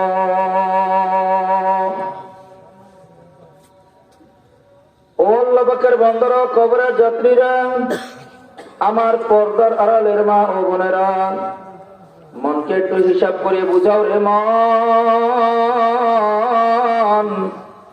তাকায় দেখো, যেই নবীকে না বানাইলে আসমান জমিন আল্লাহ কিছু বানাইতেন না। ওই নবী আমার দুনিয়া থেকে বিদায় হওয়ার সময় কত সতর্কবাণী ছিল বাবা। তাকায় দেখেন, আমার নবী যখন দুনিয়া থেকে বিদায় হবে, আমার নবী এত প্রচন্ড জ্বর, মাঝে মাঝে হুশ বেহুশে আমার নবী। হে আল্লাহর বান্দারা, আমার নবী দুর্বল অবস্থায় ডাক দিলেন চাচাজাত ভাই। চাচাজাত ভাইকে ডাক দিলেন ফজল। ফজল রাদিয়াল্লাহু তাআলা ছিলেন আব্বাস রাদিয়াল্লাহু তাআলার সন্তান। আব্বাস রাদিয়াল্লাহু তাআলার দুই সন্তান। এক সন্তানের নাম হলো আব্দুল্লাহ ইবনে আব্বাস, যিনি রইসুল মুফাসসিরিন ফিল ইসলাম যাকে বলা হয়। আর এক সন্তানের নাম ফজল। ফজল রাদিয়াল্লাহু তাআলাকে ডাক দিলেন, ফজল আমাকে ধরো, আমি অসুস্থ। খুজবিয়াদি, আমাকে উঠাও, আমাকে নিয়ে একটা পাথরের মধ্যে বসাও। আল্লাহ রাবিবের কথা অনুযায়ী ফজল রাদিয়াল্লাহু তাআলা নবীকে ধরিয়ে উঠাইলেন, নবীকে নিয়ে একটা পাথরের মধ্যে বসাইলেন। নবী আমার একেবারে ক্লান্ত। নবী আমার ডাক দিয়ে কয়, ফজল একটু মদিনাবাসীদেরকে ডাকো না, মনে হয় আমি বেশিক্ষণ আর দুনিয়ার জমিনে থাকবো না। আমি তাদের কাছে শেষবারের মতো ক্ষমা চাইতে চাই। আমি নবীর কাছে কেউ যেন কোনো দাবি না রাখে। এ দুনিয়ার মানুষ, নবী আমার কবরের যাত্রী হওয়ার আগে কি পরিমাণ সতর্ক, আপনার আমার অবস্থা কি হইল বাবা, আপনার আমার আমলের অবস্থা কি হয়ে গেল।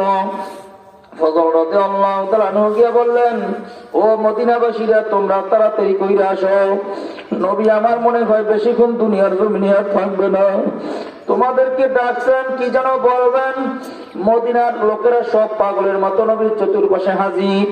নবী আমার এতিমের মতো দুইটা হাত বাড়াইয়া ডাক দিয়া বলতেছেন, কেউ কি আছো এই মজলিসে? আমি তোমাকে কোনো কথা দিয়ে কষ্ট দিয়েছিলাম, আমি তোমাকে কোনো আঘাত করছিলাম কথা দিয়া?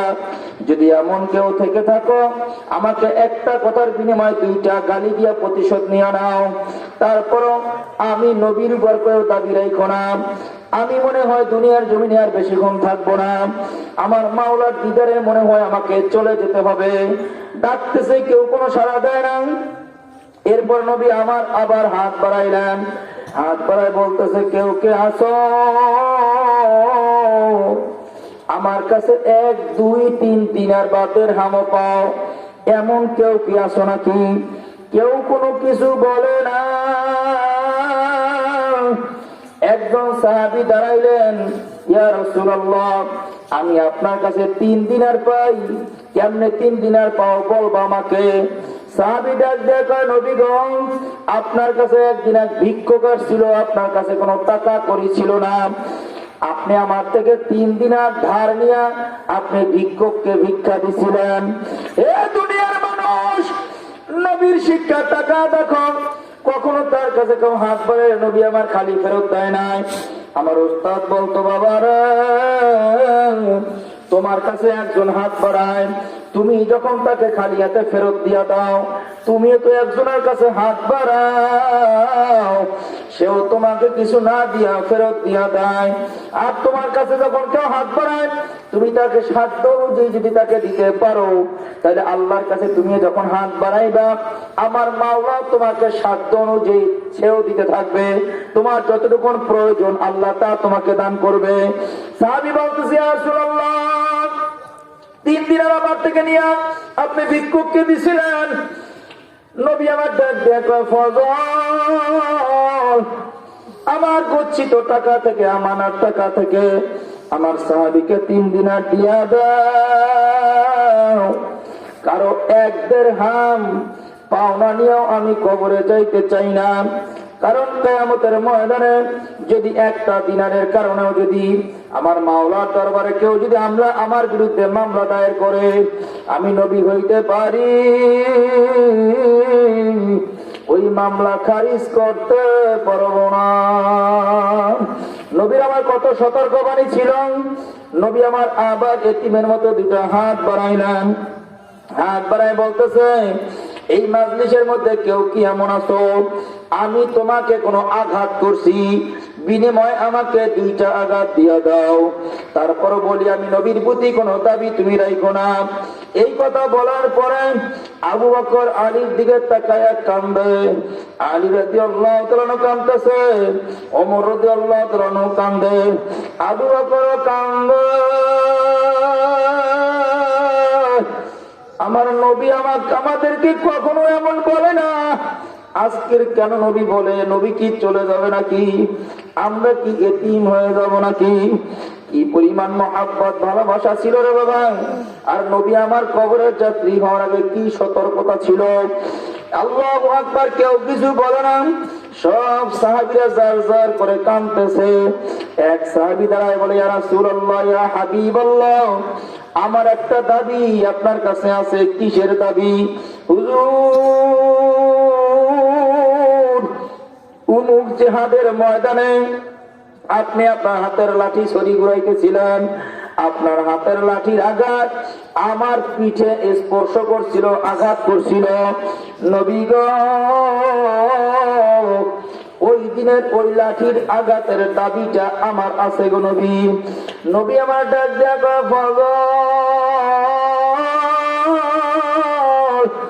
ওই জিহাদের ময়দানের লাঠিটা আমার মেয়ে ফাতেমার ঘরে লটকানো আছে, যাও ওই লাঠিটা আইনা আমার সাহাবীর হাতে দাও। ফজল রাদিয়াল্লাহু তাআলা আনহু গিয়া ফাতেমার ঘর থেকে লাঠিটা নিয়া লাঠি আইনা সাহাবীর হাতে দিল। সাহাবীও কদম কদম বাড়াইয়া নবীর দিকে আগাইতেছিলেন। হঠাৎ করে আবু বকর দৌড় দিয়া সাহাবীর সামনে দাঁড়ায়, নবীর সাহাবী, তোমার কাছে হাত জোর করি রে নবীর সাহাবী। বাইরে তুই একটা কদম সামনে আর আগাবি না। তুই কি আমার পিঠটা দেখোস না? আমার সামনে নবীর আঘাত করবি, আমি হতে দেব না। আমার পিঠে যত পারো আঘাত দিয়া প্রতিশোধ বদলা নিয়ে নাও, কিন্তু আমার সামনে নবীর আঘাত দিবি না। আমার সামনে নবীর যদি আঘাত করো, আমি আবু বকর বাঁচবো না, আমি আমার কলিজা ফাইটা মারা যাব। আল্লাহ নবী কয় না, সাহাবী সময় কম, তাড়াতাড়ি করে বদলা নিয়ে নাও। ওমর রাদিয়াল্লাহু তাআলা দৌড় দিয়া সাহাবীর সামনে আইসা চিৎকার দিয়া কয়, নবীর সাহাবী, আমার পিঠ কি তুই দেখোস না? পাগল হয়ে গেলি নাকি? যেই নবীর চেহারা দেখা গোটা দুনিয়ার সব কিছুকে লাথি মাইরা কালেমার মালা গলায় ঝুলাইয়া কত না কষ্ট স্বীকার করলাম। আমার সামনে ওই নবীর আঘাত করবি হবে না, যত আঘাত লাগে আমাকে দিয়া দাও, আমার নবীরে আঘাত দিতে পারবা না। আলীও কাঙ্গা, ওসমান রাদিয়াল্লাহু তাআলা আনহু কান্দে। আবু বকর ডাক দেয়া কয়, আলী, এই জিনিসের অপেক্ষায় কি আমরা ছিলাম নাকি রে আলী? কেমনে সহ্য করবি? আমাদের সামনে নবী আঘাত প্রাপ্ত হইতেছে, কেমনে সহ্য করবি? ওদিকে ফাতেমা রাদিয়াল্লাহু তাআলা আনহা ডাক দিয়ে বলতেছে, এতদিন পরে বাবার হাতের লাঠি কেন নিল? বাবা লাঠি দিয়ে কি করবে? এক সাহাবী ডাক দিয়ে বলতেছে, আপনার বাবা থেকে এক সাহাবী বদলা নিবে, এই জন্য লাঠিটা নিছে। ওই লাঠি দিয়া সাহাবী নবীর পিঠের মধ্যে আঘাত করবে। বলতে দেরি ফাতেমা জমিনের মধ্যে ধপাস করিয়া পড়িয়া গড়াগড়ি দেয় আর কান্দে, আর ডাক দিয়া বলে, ও হুসাইন, কই বাবা হুসাইন? মায়ের ডাক শুনে সাথে সাথে হাজির। মা, কেন কান্দো মা? তোমার পেটে ব্যথা করে?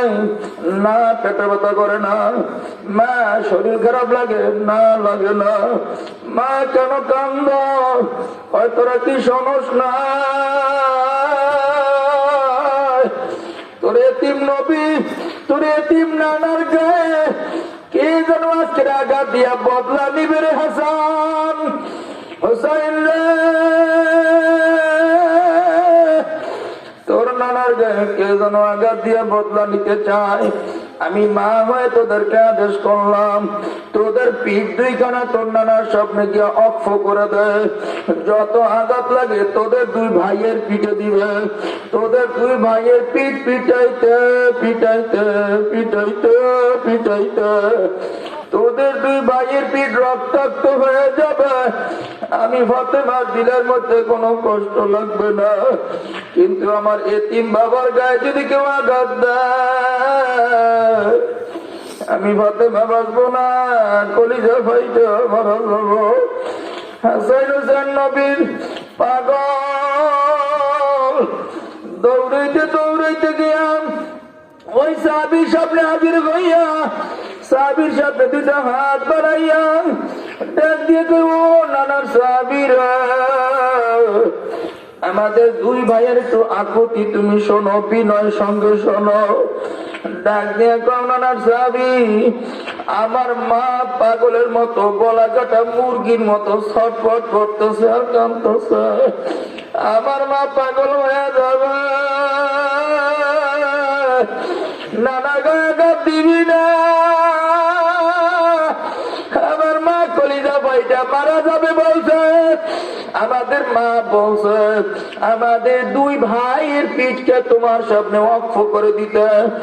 আমাদের দুই ভাইয়ের পিঠ তোমার সামনে অক্ষ করে দিলাম। যত পারো আমাকে আঘাত দাও, হাসানকে আঘাত দাও, আমার নানার দিকে আগাবো না। আমার নানার গায়ে আঘাত দিলে আমরা বাঁচবো না, আমরা কলিজা ভাইটা মারা যাবো। আবু বকর ওমরের গলা ধরে গায়ে, ওমর রে, আমরাও বাঁচবো না, আমরাও মরে যাব। আল্লাহু আল্লাহ। আল্লাহ নবীর ডাক দেখা, সাহাবী সময় বড় বেশি হয়ে যাইতেছে, সাহাবীরা তাড়াতাড়ি করে বদলা নিয়ে নাও। অপরাধ আমার সঙ্গে হয়েছে, আমি তো ক্ষমা করব, কারো কথায় কাজ হবে না, তুমি আমার পিঠে আঘাত করতে হবে। সাহাবীও কদম কদম সামনে বাড়তেছে, সাহাবীর চোখ দিয়া ঝর্ণার মতো পানি। সাহাবীও সাহাবী কাঁদতে কাঁদতে নবীজির পিছনে গেল। নবীজির পিছনে দাঁড়াইয়া কয়, নবী গো, আপনি যখন আমাকে আঘাত করছিলেন আমার গায়ে কোনো কাপড় ছিল না নবী, আমি খালি গায়ে ছিলাম। আপনার গায়ে তো কাপড় আছে, হবে না, খালি গায়ে হতে হবে। নবী আমার জুব্বাটা পিছন দিক থেকে টান দিয়ে উঠায়। আলী চিৎকার দিয়ে দৌড় দিয়ে কয়, হারে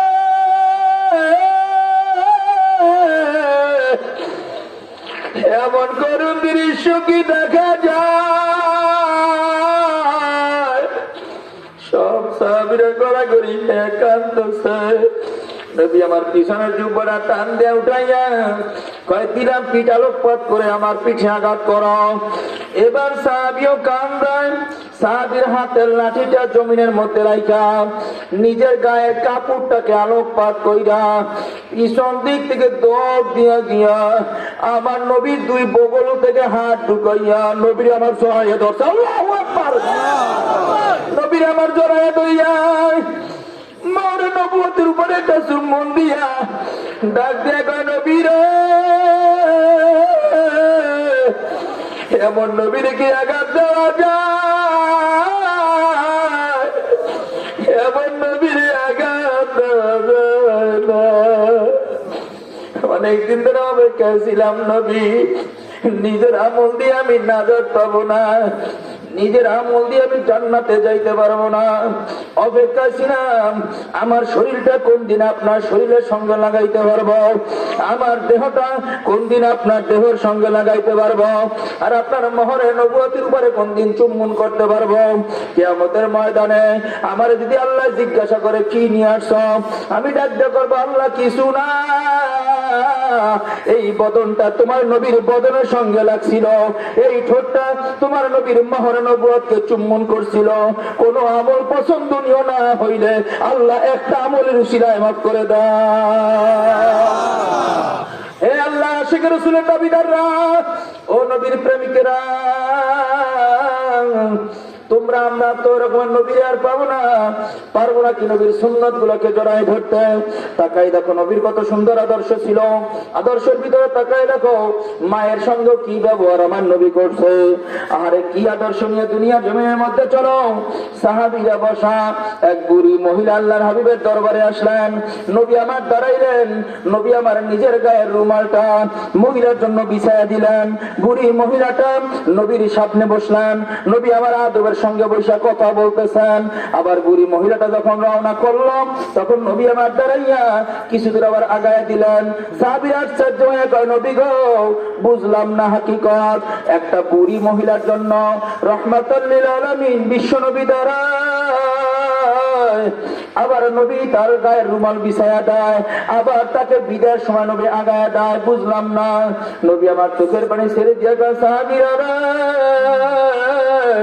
আমার বাপ কেমন ছিল আমি দেখি নাই রে সাহাবী, মায়ের গর্ভ থাকতে আমার বাপ দুনিয়া থেকে বিদায় হয়ে গেছে, আমার মায়ের আদর তেমন আমি পাই নাই। যেই মহিলার কাকে কোলে করে তিল তিল করে আমি বড় হয়েছি, এই বুড়ি মহিলার কেউ নয়, এই বুড়ি মহিলা আমার দুধ মা হালিমা। মায়ের সঙ্গে এরকম আদব, এই আচরণ ছিল নবী। আল্লাহর পরে দুনিয়াতে কারো থেকে যদি সহজে মাপ নেওয়া যায়, সহজ ভাবে যদি ক্ষমা নেওয়া যায়, সে হলো মা। সে কে? মায়ের দরওয়াজা এত সহজ, মায়ের থেকে এমন সহজে মাপ নেওয়া যায়। আল্লাহর দুয়ারের পরে একটা দুয়ার আছে, যা মায়ের দুয়ার। এ দুনিয়ার মানুষ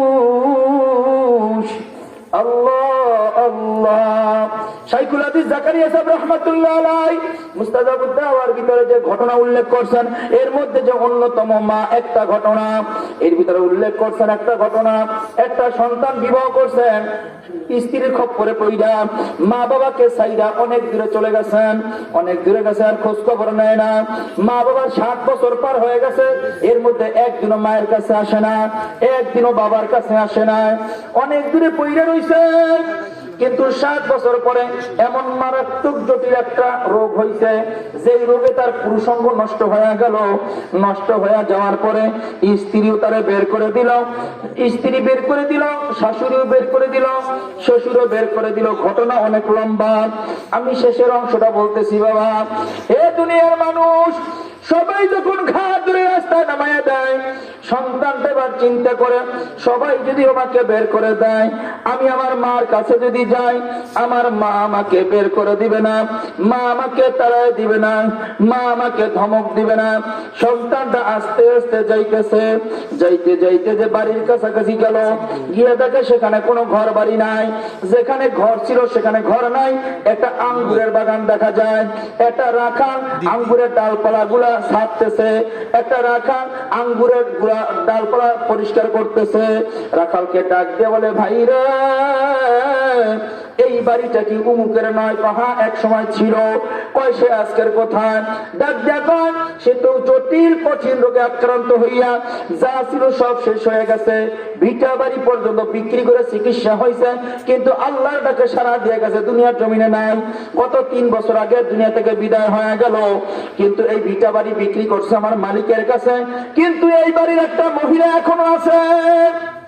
ওই মহিলাটার নাকি একটা অবাধ্য সন্তান আছে, যে মা বাবাকে সাইরা স্ত্রীকে নিয়ে ঘর থেকে বের হয়ে গেছে। আমি দেখেছি সন্তানের চিন্তায়, সন্তানের কান্নায়, সন্তানের মায়ায় মহিলাটা কাঁদতে কাঁদতে চোখ দুটা অন্ধ হয়ে গেছে। সারাক্ষণ শুধু সন্তানের নাম ধরে ধরে কাঁদে। সন্তানের চিন্তায় কাঁদতে কাঁদতে বাবাটাও বিদায়। মা আজকে দুনিয়ার জমিনে অন্ধ হয়ে বাইচে আছে। তাকায় বলতেছে, আমি ওই সন্তানের কথা শুনেছি, দেখি নাই।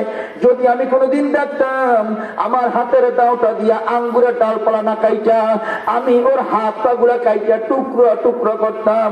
কোন সন্তান কি পারে তার মাকে এমন কষ্ট দিতে?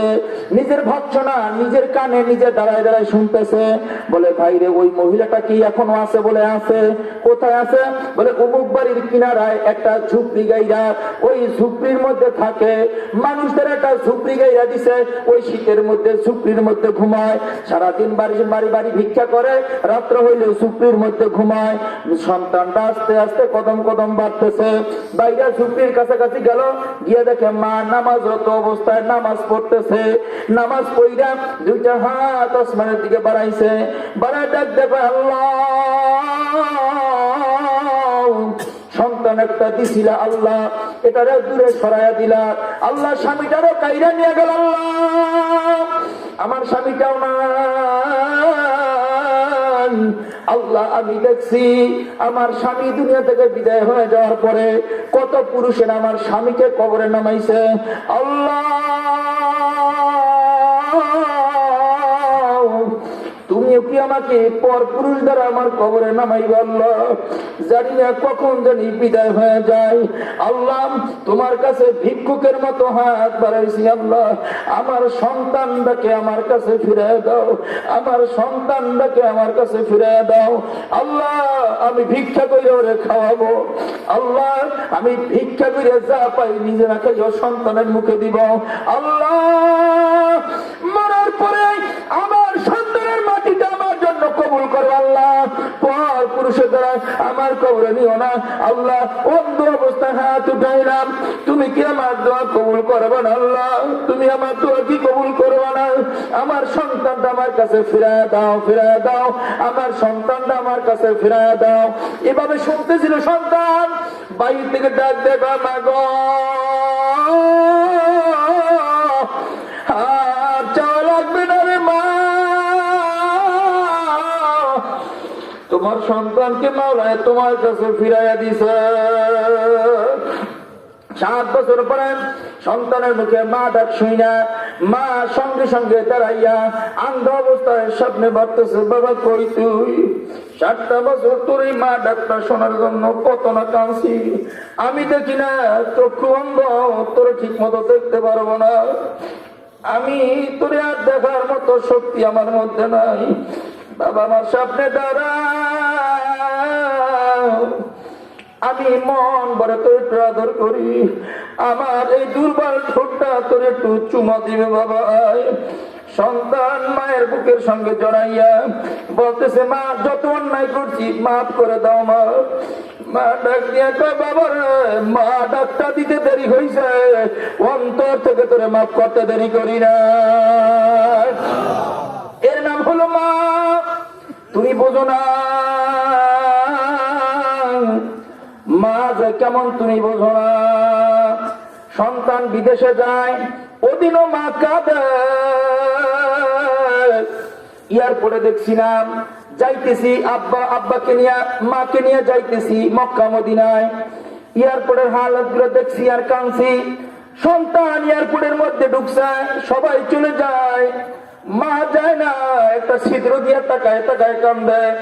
যতক্ষণ সন্তানকে দেখে ততক্ষণ কাঁদে। এর নাম মা।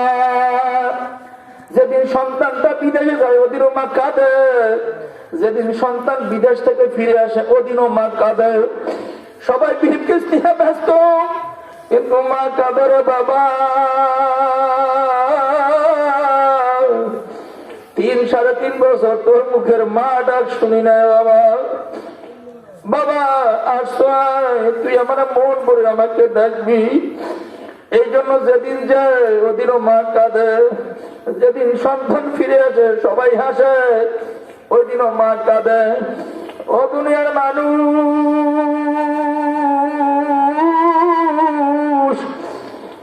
আরে এই মায়ের ভুইরা আজকে কত না নাফরমানি করো, হাতে পায়ে ধইরা তোমাদেরকে ভুইরা যায়। যুবক ভাই, অনেক সময় বাসায় যায়, বাসায় যাওয়ার পরে মা আমাকে নষ্ট নষ্ট কিছু পিঠা নামায় দেয়। আমি বললাম, মা এমন নষ্ট পিঠা খাওয়া যায় নাকি? মা আমার দিকে তাকায় কান্দে আর কয়, বাবা বাসায় পিঠা তৈরি করছে, সবাই খাইছে, আমি খাই নাই। সবাই খাইছে, আমার ভাগেরটা আমি রাইখা দিছি। কারণ যখনই খাইতে যাই তোর চেহারাটা আমার সামনে ভাষায়, আমি খাইতে পারি না। তুই খাইলি কি খাইলি না আমার জানা নাই। ভাবছিলাম তুই আসবি, এক জায়গায় বসে তোকে নিয়ে খাবো না, নষ্ট হয়ে গেছে, তুইও খাইতে পারলি না, আমিও পারলাম না। এর নাম মা। আরে ছোটবেলায় দেখতাম মাদ্রাসা থেকে বাসায় যাইতাম, আমাকে আমি যখন গিয়ে জিজ্ঞাসা করতাম, মা খাবার কি আছে? আমি গরিব ঘরের সন্তান, বাবা বেশি ধনীর ঘরের সন্তান ছিলাম না। মা আমাকে কিছু পানি ভাত এগুলো নামাই দিত, আমি খাইতাম। আমার বোন আইসা বলতো, ভাই রে তুই খাবার খাইলি? তুই একবার জিজ্ঞাসা করছো মায়ের খাবার কই পাইছি? আমি কই না। সকালে সবাই খানা খায়, মা খানা খায় নাই, মায়ের বাগেরটা তোর জন্য রেখে দিছে। মাদ্রাসা থেকে আসলে কি খাবি? ঘরে তো খাবার দাবার কিছু নাই, মা কিছু খায় নাই। সকাল থেকে মা পানি খাইয়া আছে। আজকে তুমি আগে বিয়ে পাস কইরা বড় চাকরি কইরা ওই মার কথা ভুইলা গেল। যুবক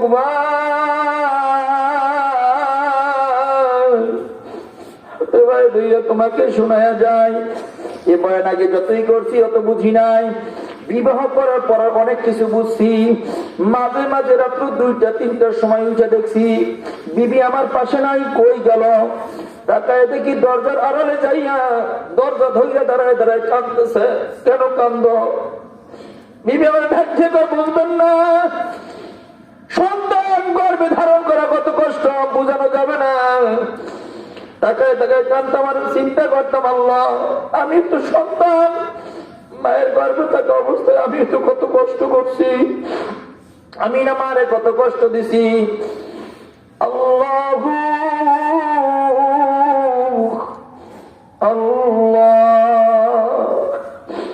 এক মায়ের সন্তান হয়েছে, মুমূর্ষু অবস্থা। সবাই দৌড়ে আসছে হুজুরের কাছে। হুজুর পর্দার আড়াল থেকে একটু তওবা করায় দেন, মার অবস্থা ভালো না, মা মনে হয় বেশিক্ষণ বাঁচবে না। হুজুর পর্দার আড়াল থেকে বলতেছিল, মা পড়ো আস্তাগফিরুল্লাহ, মা পড়ো আস্তাগফিরুল্লাহ। মা আস্তাগফিরুল্লাহ বলে না, রক্ত মাখা হাত কান সাথে পাড়ায় জাদু মালিকটারে বুকে দে, আমার জাদু মালিকটারে বুকে দাও। যত চেষ্টা করে তওবা পড়তে পারে না। সন্তানটাকে বুকের কাছে দিল, বুকের মধ্যে জড়াইয়া কপালের মধ্যে একটা চুমু দিতে দেরি, মা দুনিয়া থেকে বিদায় হইতে দেরি হয় না। আল্লাহু আল্লাহ। ভাইরা হাতে পায়ে ধরে আজকের অনুরোধ কইরা যাই, এমন মায়ের আর কষ্ট দেব না, রাজি ইনশাআল্লাহ? মায়ের কষ্ট দেব না ইনশাআল্লাহ? ইনশাআল্লাহ ইনশাআল্লাহ। মায়ের পা ধরে মাপ চাবো, পারবো ইনশাআল্লাহ? পারবো। খোদার কসম করে বলে যাই, মায়ের পাও ধরতে দেরি হবে, আসমানের ফয়সালা হইতে দেরি হবে না। পারবো তো এই যুবক? পারবা? পারবা ইনশাআল্লাহ? পারবো ইনশাআল্লাহ। কোন গুনার কাজ করবো না ইনশাআল্লাহ। গান শুনবো না, আসতে পারে গান শুনবো না। এই সিনেমা দেখবো না, আর সিনেমা দেখবো না। মনে থাকবে ইনশাআল্লাহ? মনে থাকবে? আমরা গান শুনবো না, আমরা সিনেমা দেখবো না। ভাইরে আমার ঘরে যখন গান সিনেমার আওয়াজ হয়, আমার মায়ের কবরে এর একটা গুনার অংশ চলে যায়। যার মা কবরে, বাবা কবরে, যাদের ঘরে সিনেমা চলে, ওই মা কত না কষ্টে আসে বলে যাবো, বুঝাইতে পারবো না। এই জন্য যাদের ঘরে গুনার আসর আছে আমরা করবো, বলেন করবো? আমার ঘরে সিনেমা থাকলে এটা ভেঙে ফেলে দেবে ইনশাল্লাহ, বলেন। সন্তানকে যদি আমার অধীনে আমার খেদমতের যদি বানাইতে চাই, সন্তানকে সিনেমা দেখায় না, কোরআন পড়াইয়া। কথা বলেন ঠিক না? ঠিক। তাহলে সিনেমা আমার ঘরে আমি রাখবো না, বলেন ইনশাল্লাহ? বাবাকে আদর করব, মাকে আদর করব। আমরা অনেকে আবার টুককে কি যাই, মাকে ভালোবাসি, বাবাকে না। কিন্তু যুবক, এই বাপ তোমার জন্য কত না কষ্ট করছে আমার স্পষ্ট মনে আছে। বাবা একটা মসজিদের খেদমতে ছিল, মানুষ দোয়া করাইতো, জেলাফি দিত, কেউ মহব্বত, কেউ একটা ফল দিত, নিজে খাইতো না, আমার জন্য নিয়ে আসতো, আমার জন্য নিয়ে আসতো। আমার স্পষ্ট মনে আছে, কমলা কেউ খাইতে দিছে, খায় নাই, আমি ঘুমাই আছি, কমলা সিলাইয়া সিলাইয়া আমার মুখের মধ্যে রসগুলা চিবাইয়া চিবাইয়া দিছে। আমার ওই রস মুখে যাওয়ার পর আমার ঘুম ভাঙছে, দেখছি বাবা আমার মাথার কাছে বৈশা বৈশা কমলা খাওয়াইতেছে।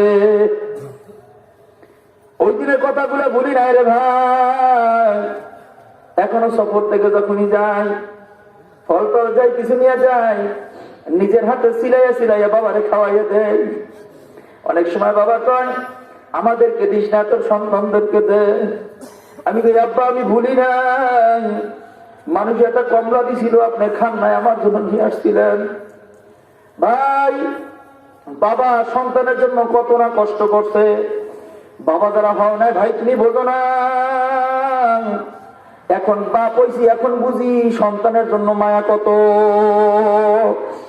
এই জন্য বাবাকে মাঝে মাঝে নিয়ে একটু বাজারে যাইও, 2 টাকার বাদাম কিনে দিও, নিজের হাতে 1 কাপ চা খাওয়াই দিও। আখারে আমার বাবা মাঝে মাঝে আমাদের এলাকার বাজারের মধ্যে ঢুইকা আমাকে নিয়ে বলে, আমার সন্তানের মতো সন্তান আর কার আছে? আমার সন্তান আমাকে গোসল করায় দেয়। ভাইরে, আর কোন দোয়া নয়, এই একটা দোয়া নিয়েই এখন চলতেছি। আল্লাহর ফজল করমে মাওলাই ওই দোয়ার বরকতে এই চেয়ার দান করছে। এমন একটা চেয়ার যদি তুমিও চাও রে ভাই, মা বাবার দোয়ার বিকল্প কিছু নাই। তো মা বাবাকে ভালোবাসবো ইনশাআল্লাহ। বেতন পাইয়া 1 টাকা খরচ করবে না, মায়ের হাতে দিবাই না, বাবার হাতে দিবা, তারা নিয়ে যাবে না। বেতন পাইয়া বউ হাতে না, বউ হাতে না, বিবির হাতে না, মায়ের হাতে দিব, বাবার হাতে দিব ইনশাআল্লাহ। মাস্তে ভাই ইনশাআল্লাহ। আল্লাহ কবুল আর মঞ্জুর করে না। অনেক কথা বলেছি, অনেক, আল্লাহ যাহা বলেছি, যাহা শুনেছি, আমাকে সহ আপনাদের সকলকে আমল করার তৌফিক দান করেন, জোরে বলেন আমিন। এখানে গোরস্থান, গোরস্থানের মধ্যে অনেকেরই হয়তো মা শুয়ে আছেন, বাবা শুয়ে আছেন।